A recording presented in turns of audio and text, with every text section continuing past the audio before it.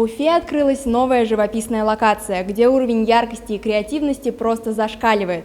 На выставке «Я раскрашу целый свет» ученики детской художественной студии «Семицветик» представляют более 70 работ в самых разнообразных стилях.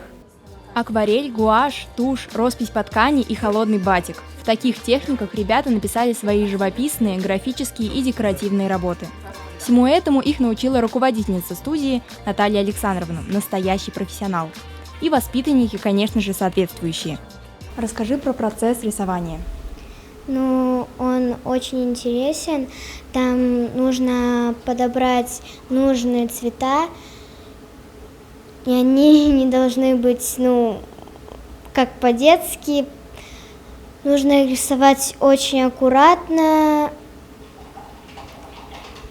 и вкладывать туда душу свою. Здесь вы увидите картины, начиная от портретов родных, заканчивая натюрмортами. А главное, все работы очень нестандартны. Если это рисунок мамы, то выбор падает на кубический стиль. Если пейзаж, то с использованием ярких оттенков. Ребята уже освоили такие непростые стили и техники, хотя еще совсем недавно начали рисовать. Это и делает выставку уникальной. Почему ты решил стать художником? Мне так нравится. Это красиво рисовать. Что тебе больше всего нравится в рисовании? Красить кисточкой, размазывать. 59 начинающих художников возрастом от 4 до 10 лет не побоялись представить свои работы зрителю и приняли участие в выставке.